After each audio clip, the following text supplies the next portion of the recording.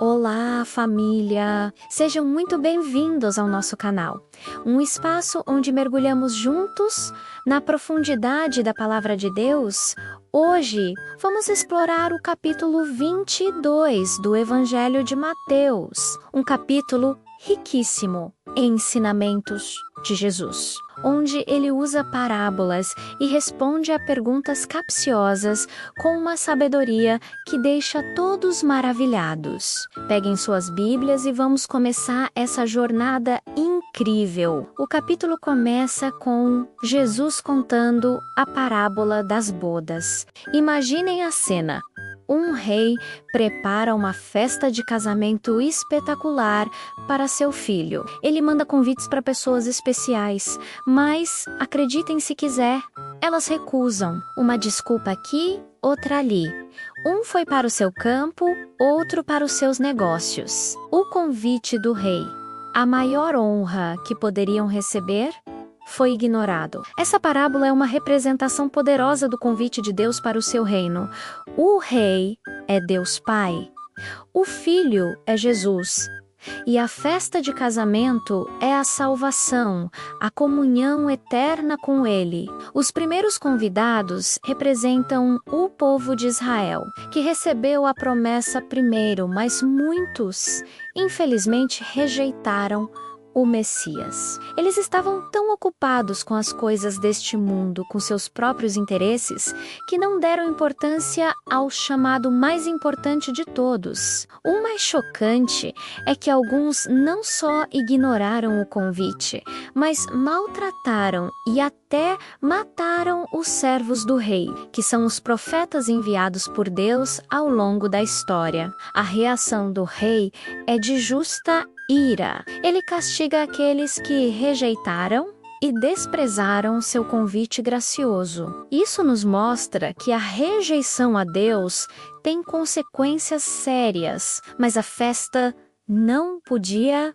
parar. O rei então dá uma ordem surpreendente aos seus servos, vão por todos os lugares, pelas ruas e pelos cantos e convidem para a festa todos que encontrarem. E assim eles fizeram, reunindo todo tipo de gente, tanto maus como bons. A festa ficou cheia. Isso é a graça de Deus em ação. O convite, antes rejeitado, agora é estendido a todos, sem distinção. A nós, os gentios, a todos os povos, raças e nações.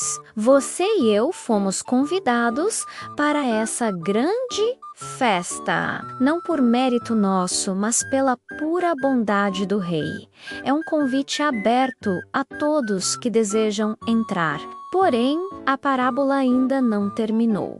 Quando o rei entra para ver os convidados, ele encontra um homem que não estava usando as vestes nupcial. O rei o questiona: amigo, como você entrou aqui sem a roupa adequada?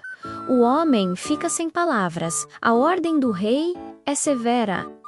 Ele é amarrado e lançado fora da festa. O que significa essa veste nupcial? Não é uma roupa física, mas sim a justiça de Cristo. É estar revestido de Cristo, como diz o apóstolo Paulo. Quando aceitamos o convite de Deus, Ele não espera que sejamos perfeitos, mas espera que aceitemos o presente que Ele nos dá, a santidade e a justiça de seu Filho. Não podemos entrar no reino de Deus com nossas próprias roupas, com nossa própria justiça, que são como trapos de imundícia. Precisamos da veste que só Cristo pode nos dar através da fé. Jesus conclui a parábola com uma frase que ecoa através dos séculos: porque muitos são chamados, mas poucos escolhidos. O chamado é para todos, a graça está disponível, mas os escolhidos são aqueles que não apenas ouvem o chamado, mas o aceitam de todo o coração, permitindo que Deus os transforme e os vista com a justiça de Cristo. Depois dessa parábola poderosa, a cena muda. Os inimigos de Jesus, os fariseus e herodianos, se unem para tentar pegá-lo em uma armadilha. Eles chegam com uma pergunta venenosa: Mestre, é certo pagar imposto a César ou não? Se ele disse sim, perderia o apoio dos judeus, que detestavam os romanos. Se dissesse não, poderia ser acusado de traição contra Roma. Parecia um beco sem saída, mas a sabedoria de Jesus é infinita. Ele pede uma moeda e pergunta: de quem é esta imagem e esta inscrição? Eles respondem: de César. Então vem a resposta genial de Jesus: dai, pois, a César o que é de César e a Deus o que é de Deus. Que lição! Jesus não apenas escapa da armadilha, mas estabelece um princípio fundamental para a nossa vida. Sim, temos responsabilidades civis, sociais, financeiras aqui neste mundo. Devemos ser cidadãos honestos e cumprir nossos deveres. Mas a nossa lealdade suprema, nosso coração, nossa vida, nossa adoração, tudo isso pertence a Deus.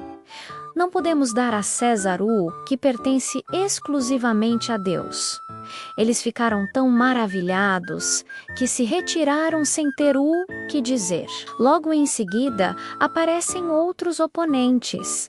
Os saduceus, eles não acreditavam na ressurreição, nos anjos ou nos espíritos. E eles vêm com uma história complicada sobre uma mulher que se casou com 7 irmãos, um após o outro. A pergunta deles era: na ressurreição, de qual dos 7 ela será esposa? Eles achavam que com essa pergunta lógica provariam que a ressurreição era um absurdo. Jesus responde diretamente: vocês erram por não conhecerem as Escrituras nem o poder de Deus.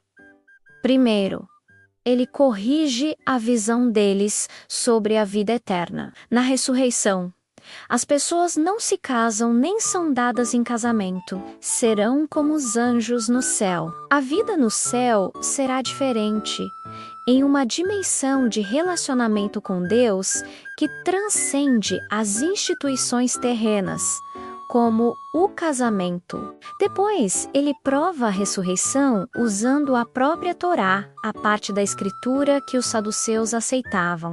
Então Jesus cita Êxodo, um momento incrível da Bíblia, onde Deus se revela a Moisés de forma poderosa. Quando Deus diz a Moisés: eu sou o Deus de Abraão, o Deus de Isaque e o Deus de Jacó, e Jesus conclui: ora, Deus não é Deus de mortos, mas de vivo. Se Deus se identifica no presente como o Deus desses patriarcas que já haviam morrido há séculos, significa que, para Deus, eles estão vivos. A multidão ficou, mais uma vez, maravilhada com seu ensinamento. Vendo que Jesus tinha calado os saduceus, os fariseus se juntam para mais uma tentativa. Um deles, um especialista na lei, pergunta para testá-lo: Mestre, qual é o maior mandamento da lei? A resposta de Jesus é, talvez, o resumo mais perfeito de toda a Bíblia. Amarás o Senhor teu Deus de todo o teu coração, de toda a tua alma e de todo o teu entendimento. Este é o primeiro e grande mandamento. E o segundo, semelhante a este, é: amarás o teu próximo como a ti mesmo. Destes 2 mandamentos dependem toda a lei e os profetas. São um amor horizontal, cheio de empatia e cuidado com o próximo. Um não existe sem o outro. Esse é o centro da vontade de Deus para nós. Depois de responder a todas as perguntas, agora é a vez de Jesus perguntar. Ele se volta para os fariseus reunidos e questiona: o que vocês pensam sobre o Cristo? De quem ele é filho? Eles dão a resposta padrão: de Davi. Então Jesus os coloca contra a parede, citando o Salmo 110. que eles atribuíam a Davi, como: então Davi, falando pelo Espírito, o chama Senhor, dizendo: disse o Senhor ao meu Senhor, senta-te à minha direita, até que eu ponha os teus inimigos debaixo dos teus pés? A pergunta final de Jesus é devastadora. Se, pois, Davi o chama Senhor, como ele pode ser seu filho? Eles não souberam responder, ficaram em silêncio. Jesus estava revelando sua verdadeira identidade. Ele é sim um descendente de Davi, em sua humanidade. Mas é muito mais, ele é o Senhor de Davi. Ele é divino, ele é o Filho de Deus. Depois daquele dia, ninguém mais teve coragem de fazer perguntas a Jesus para testá-lo. Mateus 22 é um capítulo que nos desafia. Somos chamados para a festa, mas estamos vestindo as roupas que Cristo nos deu? Estamos dando a Deus o que é de Deus? Cremos no poder da ressurreição? E, acima de tudo, estamos vivendo o grande mandamento de amar a Deus e ao próximo? Que possamos refletir sobre essas verdades e, como a multidão, ficar maravilhados com a doutrina de Jesus, permitindo que ela transforme nossas vidas. Obrigado por ter ficado comigo até aqui. Se essa mensagem tocou seu coração, deixe seu like, compartilhe com alguém que precisa ouvir e não se esqueça de se inscrever no canal para não perder nossos próximos estudos. Que Deus te abençoe grandemente e fiquem na paz.